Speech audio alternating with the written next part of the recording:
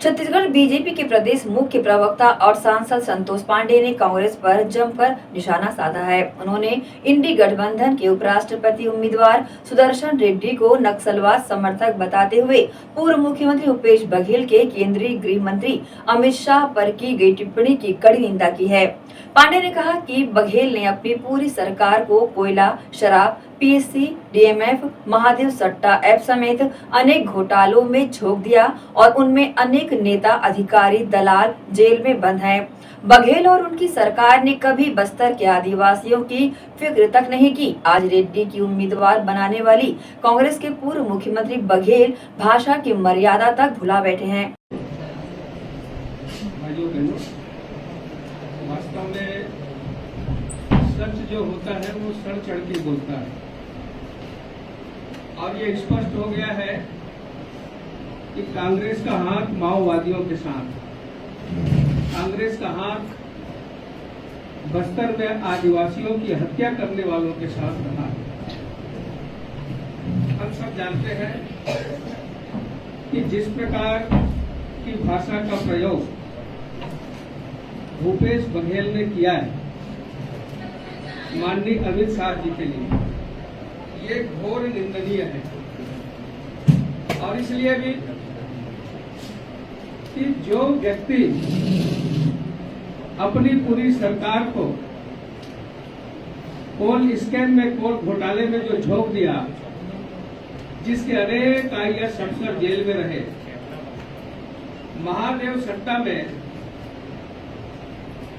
छत्तीसगढ़ के तरुणाई को लत लगाने का काम किया, आदत बिगाड़ने का काम जिन्होंने किया और जिनके ऊपर FIR दर्ज है 518 करोड़ प्रोटेक्शन मनी लेने के आरोप में, और जिनके DMF घोटाले में, और मैं नाम नहीं लेता, अनिल टुडेरा से लेकर के कितने लोग, PSC भर्ती घोटाले में भाई, भतीजा, परिवार जो उसके प्रमुख थे, कावन सिंह सोनवानी, यानी पूरी उनकी सरकार भ्रष्टाचार में जो लिप्त रही और जो कभी बस्तर के आदिवासियों का जो ध्यान नहीं दिए, आज ऐसे व्यक्ति को जो माओवाद विचार से प्रेरित रहे हैं, जिनका निर्णय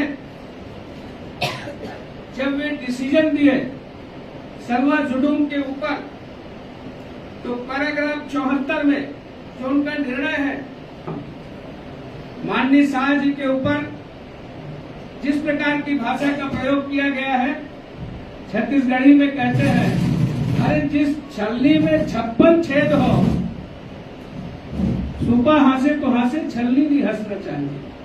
तो इस प्रकार से, और मैं तो और एक कदम कहूंगा आगे बढ़कर के, इनके पिताजी भी बहुत बड़बोले थे, सनातन के विरोध में, माता भगवती सीता के विरोध में, हनुमान जी और रामचंद्र जी के विरोध में, ब्राह्मण कुमार रावण को मत मारो, ये पुस्तक लिखने का काम उन्होंने किया।